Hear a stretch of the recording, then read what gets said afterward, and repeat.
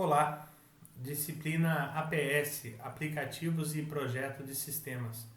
Eu sou o professor Marcos Rodrigues, etec.sp.gov.br. E daremos continuidade à nossa sequência dos estudos da parte de engenharia de software. Teremos aqui a revisão de alguns modelos que já foram discutidos no segundo bimestre, no semestre passado, né? E utilizarei aqui um material do professor Wellington, disponível numa videoaula na rede social YouTube. O curso em questão que ele trabalha aqui, né, nesse vídeo, eu tirei alguns prints, né?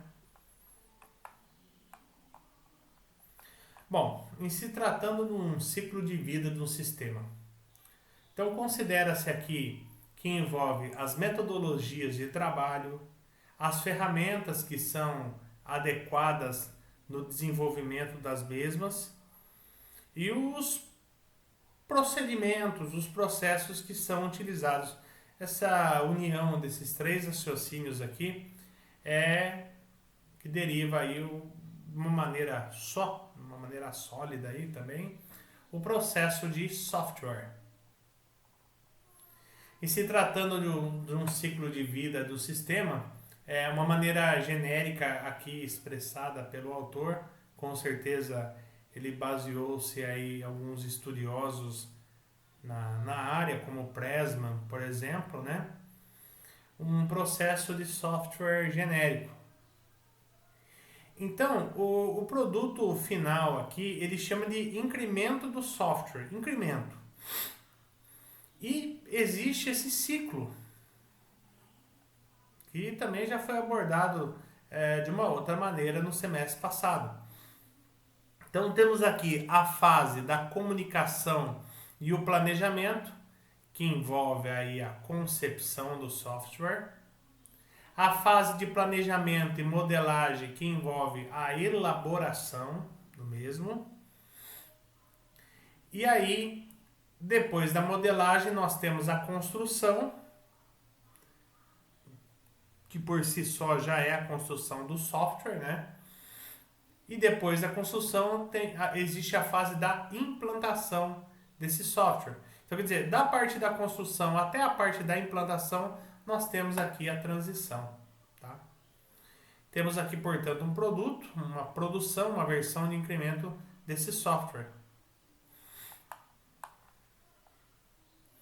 Tratando ali cada parte esboçada, né? Comunicação, planejamento, modelagem, construção e implantação. Quanto à comunicação, estabelece um vínculo do cliente aos interessados no projeto. A gente viu no semestre passado também que pode ter um monte de gente envolvida nessa jogada, desde o engenheiro de produto que faz o papel do cliente ali dentro da empresa mesmo que ele trabalha, que ele desenvolve, né? Como também analistas, pessoas mais próximas, as visitas que ocorrem frequentemente, para que ocorra essa comunicação que é considerado também um dos paradigmas a ser quebrados. Aí eu já visto que hoje em dia tem tanto recurso para isso, ainda mais no momento de pandemia que você tem plataformas de reunião como essa que estamos utilizando aqui para desenvolvimento educacional, né? Então, compreender o objetivo dos interessados, o levantamento dos requisitos, das funções e características que esse software pressupõe e atender. O ciclo de vida do sistema. Então, o planejamento, a ideia de um mapa. Qualquer jornada complicada pode ser simplificado, caso exista um mapa. Então, descrever as tarefas, passo a passo. Prever os riscos que aparecerão, os recursos que são necessários, um cronograma de trabalho. Eu preciso de um software de gestão para controle do trabalho e tudo mais. E a previsão das entregas, né? Quando será entregue o software. No que diz respeito à parte de modelagem, esboços são esboços do projeto propriamente dito. Então pretende-se com os modelos ter uma ideia do todo que será desenvolvido. Então modela-se aí a arquitetura que vai ser utilizada, os componentes de software, né, que serão utilizados aí no desenvolvimento, a integração desses componentes, de uma arquitetura que eu tenho, para os programas que eu utilizarei, colocando todo o raciocínio da equipe, esboçando aí, construindo um projeto. Quanto à construção, a partir das modelagens que foram feitas anteriormente, né, parte-se para a execução do projeto. Então vai envolver tecnologias, linguagem de programação, codificação e os testes. Isso não vai faltar em etapa nenhuma. E aí, uma parte considerada legal aqui, a questão da implantação, que é a entrega, também chamada de emprego, esse termo. O produto, né, o software, seja ele de forma completa ou parcial, ele entrega ao cliente que avalia esse resultado final. Aí depois tem a devolutiva da parte dele. Tá bom, tá ruim, era o que eu queria, não queria. Mas é algo que a gente entende, né? Que as coisas ocorram, como foi falado, que dê tudo certo e que não tem essa devolutiva, né? Porque daí é retrabalho. Então essas 5 etapas que eu falei acima, elas são empregadas de acordo com o modelo de negócio ali da empresa que está solicitando o serviço. Através com essa política que a empresa, essa fábrica de software utilizou para fazer o mesmo, esse produto aí. Então existem várias abordagens que envolvem todas essas tarefas acima. Lembrando que a ideia de cima é uma ideia genérica.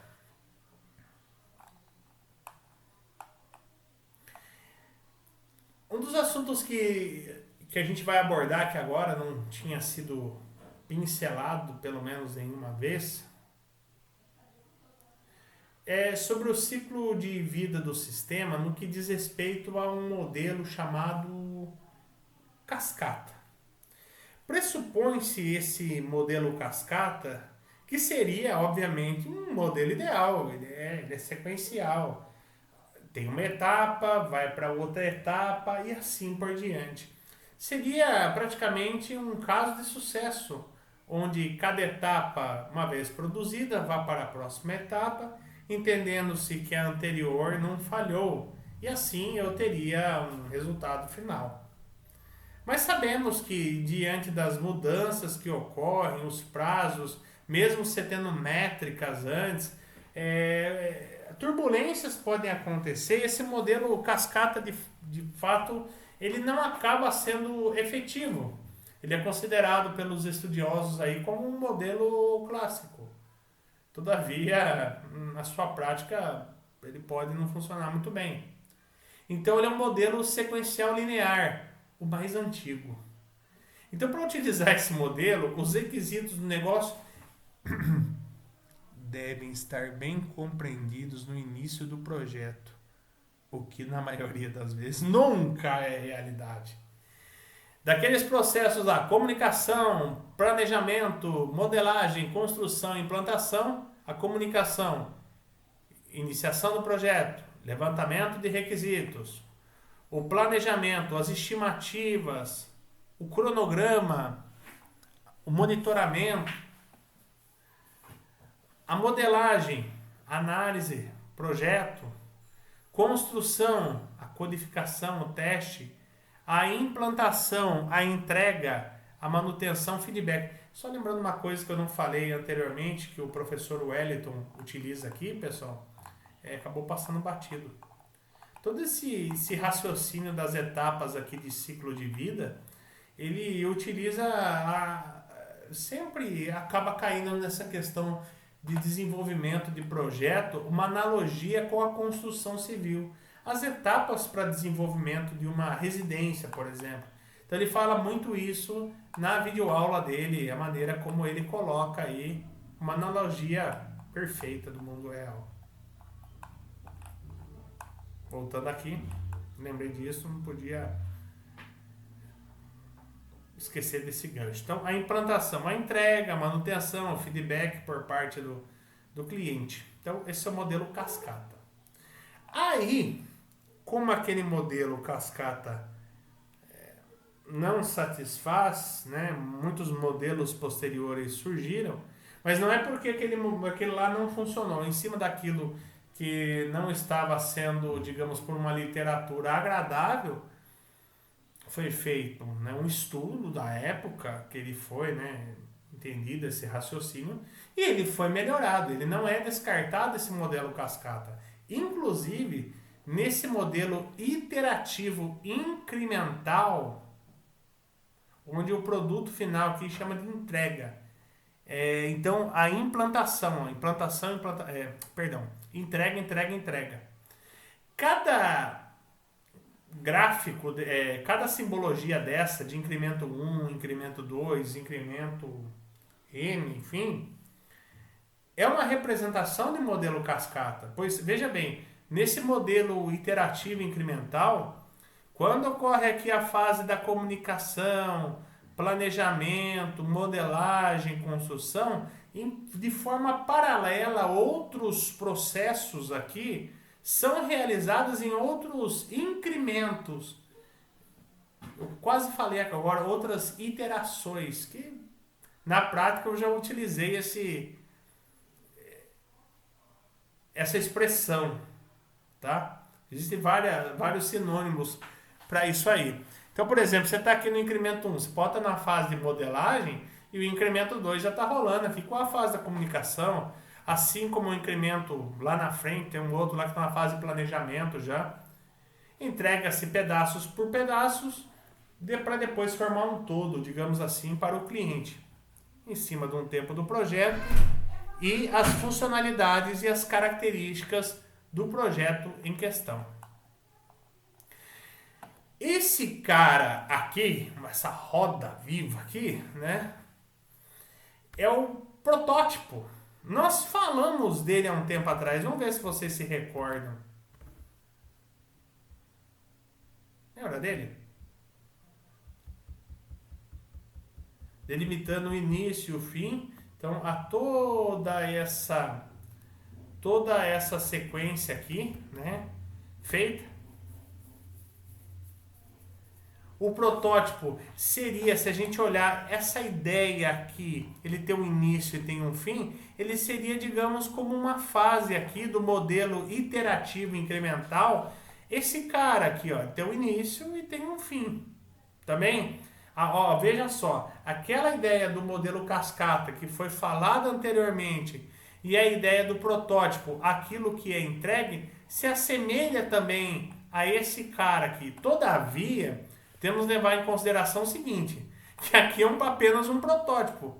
E como eu vi um pensamento do professor Wellington, muitas vezes o protótipo às vezes agrada, né? E o cliente quer que aquele protótipo de fato seja a versão final do software. Então, veja, aqui é um protótipo daquilo que será atendido. E aqui entende-se que são pedaços prontos. Mas, uma analogia, são ideias bem próximas, né? Aqui é uma ideia final, aqui é pronto. E aqui, pensando naquele anterior que eu falei, aqui é apenas usar um protótipo daquilo que será atendido. Outro cara que foi falado também anteriormente, vamos voltar aqui, é o modelo espiral, que tinha esse movimento aqui que eu fiz na outra vez, né? Ficou um movimento meio quadriculado. Planejamento dos riscos, análise, a engenharia e análise do cliente, né? Eu fiz esse movimento aqui, ficou meio quadriculado. Porém, numa outra simbologia aqui, nós temos aqui startando, começando por aqui, né? O planejamento, estimativa, cronograma e análise de risco, a modelagem, análise do projeto, a construção, código e teste, implantação, entrega e feedback. Tem uma mais aqui, né? E a comunicação. Aqui está uma ideia em espiral, né? O protótipo, eu entendo assim, que nós falamos anteriormente aqui. Ele tem um fim, tá? Fiz, posso ter agradado, não posso ter atendido, não. Em cima disso eu vou construir. Já esse cara aqui, esse modelo, uma ideia para nesse modelo aqui nunca ter fim. Por exemplo, você vai fazendo, vai atendendo e vira um cliente vitalício a ser atendido com as suas necessidades. Vamos falar um pouquinho mais adiante. Então, por exemplo, esse modelo espiral, ele ocorre de forma iterativa, como a prototipação, isso mesmo. Mas estabelece as etapas do modelo cascata. Então, ele faz as etapas do modelo cascata. Diferente da prototipação, um ciclo não necessariamente ele precisa entregar uma parte do produto. Ele pode ser um ciclo de especificação. Em tese, a espiral não tem fim, isso mesmo. O que pode abranger a sustentação do software. Fica um cliente para sempre.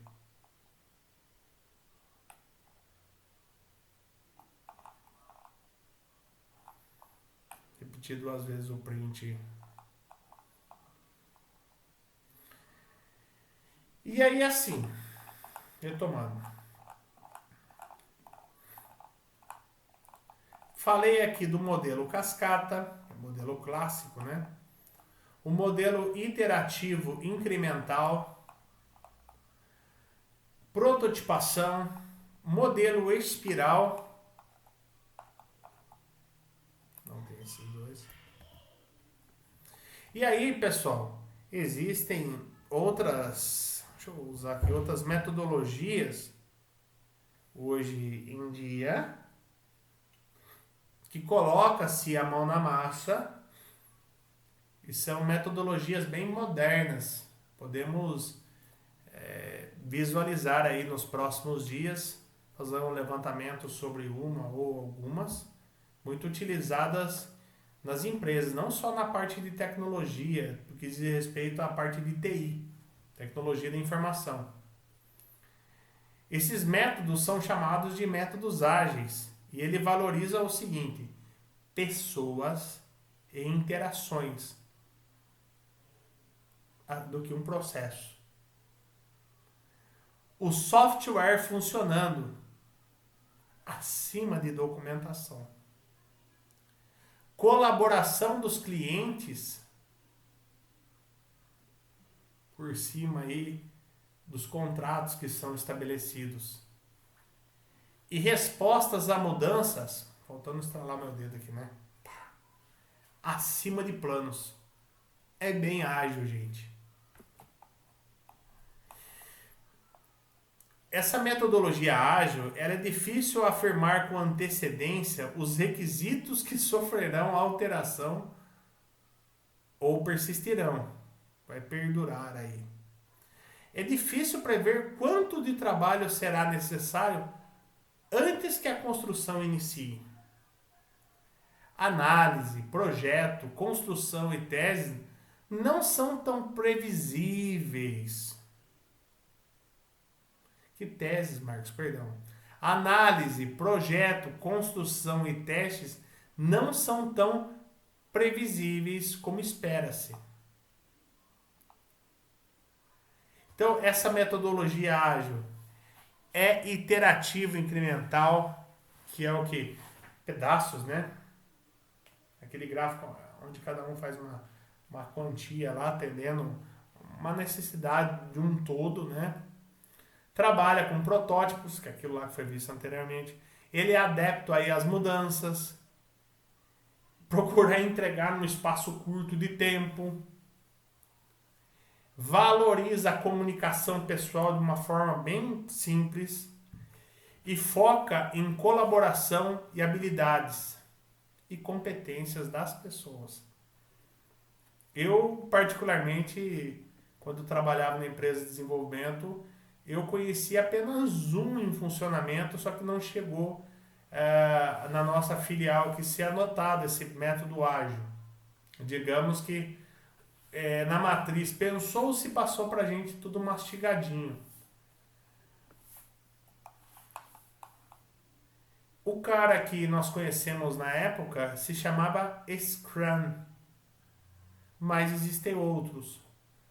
O XP, Crystal, o ASD, o DSDM. Um é adaptativo, o outro é dinâmico. Confesso que eu conheço apenas o método ágil Scrum. Assim, conheço bem de forma superficial. Um treinamento, uma prática disso seria bem bacana, tá? Vale muito isso aqui nos dias de hoje.